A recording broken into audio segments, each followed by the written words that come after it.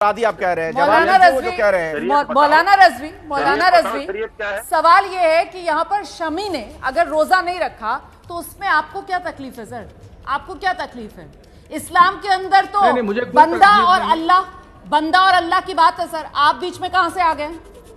آپ کہاں سے آ گئے سر بیچ میں؟ سوال یہ ہے. جواب سنیں گے یا اپنی بات کہیں گے؟ جی نہیں، سوال پوچھا ہے، جواب میرے جواب کے درمیان آپ بولیے گا نہیں، ورنہ میں ڈیبیٹ چھوڑوں گا. میری شرط ہے. میں آپ کی ڈیبیٹ میں خود نہیں آیا ہوں، بلایا گیا ہوں تو میں آیا ہوں. محترمہ سنیے، میں یہ سمی ہی نہیں بلکہ لاکھوں مسلمان روزہ نہیں رکھتے ہیں، مگر میری ذمہ داری نہیں ہے کہ میں لاٹھی لے کر کے میں ان کو سمجھاؤں یا ان کو ڈانٹوں یا ان کو ڈپٹوں یا ان کو بتاؤں. ہاں، مجھ سے کسی کے بارے میں اگر کوئی مسئلہ پوچھا جائے گا، شرعی بات پوچھی جائے گی تو قرآن و حدیث کی روشنی میں جواب دوں گا اور اس کو بتاؤں گا، اس کی رہنمائی کروں گا.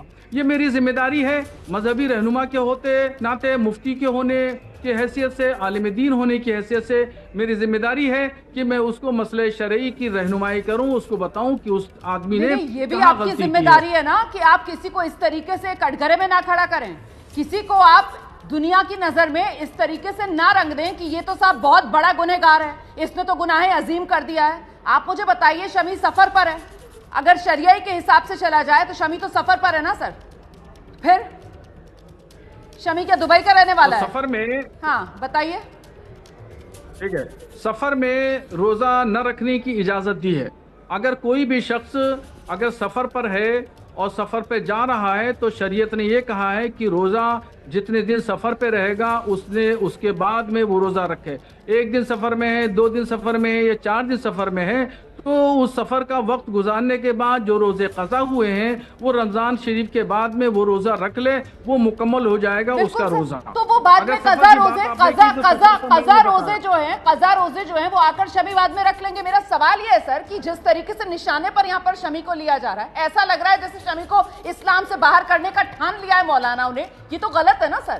اس پر تو آپ لوگوں کو آ کر، اگر کوئی آپ سے اس طریقے کا سوال پوچھ بھی رہا ہے تو آپ لوگوں کو آ کر صفائی دینی چاہیے. آپ لوگوں کو کہنا چاہیے کہ صاحب اس میں ہمارا کوئی رول ہی نہیں ہے، اللہ اور بندے کا مسئلہ ہے، وہ سفر پر ہے، وہ کھیل رہا ہے، اس کا اپنا کام ہے، وہ آ کر بعد میں قضا روزے رکھ لے گا. پھر اتنا وواد کیوں کھڑا کیا جا رہا ہے؟ میرا سوال یہ ہے سر، زبردستی ہر معاملے میں دھرم کو کیوں کھینچنا؟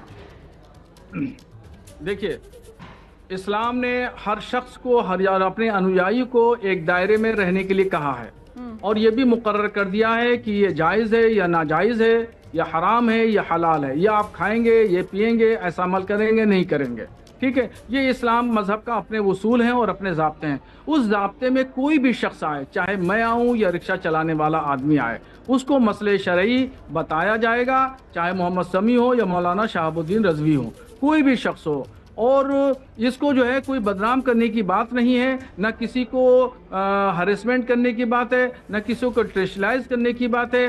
ہم سے مسئلہ شرعی کسی نے پوچھا، ہم نے بتا دیا. آپ نے جیسے ابھی سفر کی بات کہی، آپ نے بہت اچھی بات پوچھی.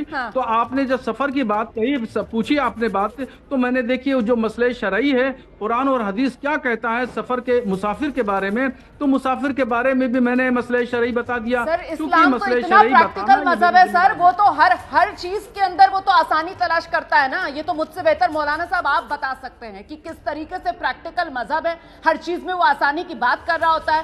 اگر آپ سفر میں ہیں، نماز بھی آپ قضا پڑھ لیجئے، اس کے علاوہ کس طریقے سے آپ قصر نماز پڑھتے ہیں، ہر چیز میں آسانی ہے سر. میرا سوال یہ ہے کہ یہاں پر ہر مدے کو وواد کی شکل کیوں دی جاتی ہے سر؟ اب شمی ہے سر، وہ انٹرنیشنل پلیئر ہے، وہ اپنے دیش کے لیے کھیل رہا ہے سر. اگر وہ اپنے دیش کے لیے کھیل رہا ہے تو پھر 50 اوور کا میچ ہے سر، وہ تیز گیند باز ہے، اس کو گیند بازی کرنی ہے میدان پر، تو ٹھیک ہے وہ اپنی ڈیوٹی نبھا رہا ہے. تو ایسے میں آپ لوگ آ جاتے ہیں سر وواد. اگر کوئی آپ سے سوال پوچھ بھی رہا ہے سر، وواد کو بڑھاوا دیا جا رہا ہے، تو کیا آپ لوگوں کا فرض نہیں ہے کہ آپ اس وواد کو ختم کریں سر؟ اسے طول کیوں دینا؟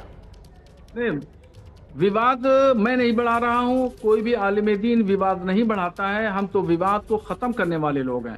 وواد جو بڑھاتا ہے وہ میڈیا بڑھاتا ہے، آپ جیسے لوگ وواد کو بڑھاتے ہیں.